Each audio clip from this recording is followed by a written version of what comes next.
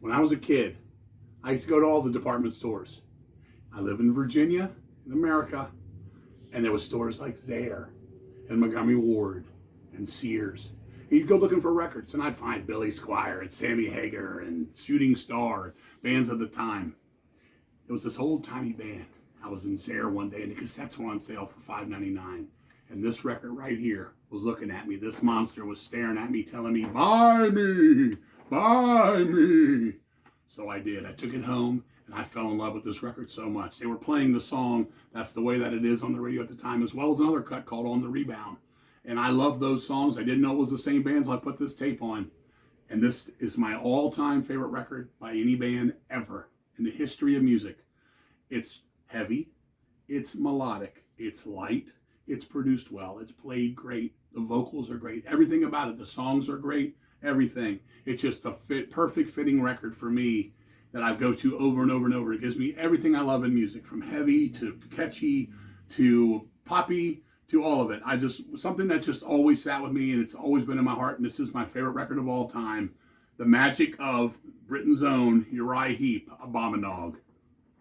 If you listen to Fools, The Mob Rules, as a kid of 13, this record just destroyed my mind. It was the heaviest thing I'd ever heard.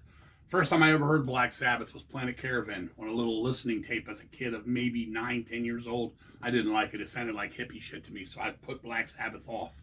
Then all of a sudden, I found Ronnie James Dio and Black Sabbath, and I realized the whole magic of it all. I saw this concert December 3rd, 1981. That's when I sold my soul to heavy metal forever. It was there and then when it all happened. Black Sabbath, Mob Rules. This record to this day brings me to those times. Special place in my heart. A heavy metal feeling that will never go away. A perfection record. My all-time favorite Black Sabbath record. Mob Rules, Mob Rules, Mob Rules.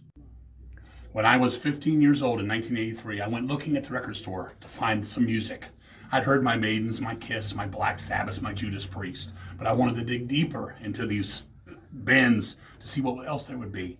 I came across this record, Warlord, Deliver Us. The album cover was spooky to me. The Lady in the Graveyard, the spooky colors, all of it. I looked, it was on Metal Blade Records. I'd never heard of this underground thing.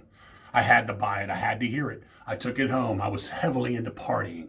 Girls, drugs, the whole thing. It was Friday when I bought this record. I sat home Friday, Saturday, and Sunday, passed on all of that, and just listened and listened and listened repeatedly to this record. Every song, Winter Tears, the title cut, Child of the Damned, just all of it, perfection. It showed me about how bands that weren't on the big levels of your Kiss and your Iron Maidens could still try to do what everybody wanted to do, play some good ass heavy metal. These guys had all the mixture of the old and the new of the time. You could mix it up. They were so fantastic. It was new to me. It was amazing, and to this day, it still leaves a special place in my heart. The songwriting, the playing, everything about this record, the timing in my life, it means the world to me. I play it all the time. It's one of the best records in the history of American heavy metal.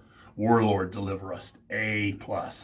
16 years old in 1984 when this record, Voivod War and Pain, came out, and the barbaric, primitive, crazy ugliness that is Voivod was presented into my teenage mind. It warped me. It melted me. It made my brain shrivel and expand at the same time. And to this day, all these fucking years later, War and Pain is still the one to do it. It's the most barbaric thing ever. From the band's Broken English to songs like Suck Your Bone and Iron Gang, it just puts me where I want to be when I want to be there. Voivod War and Pain, one of the best albums ever.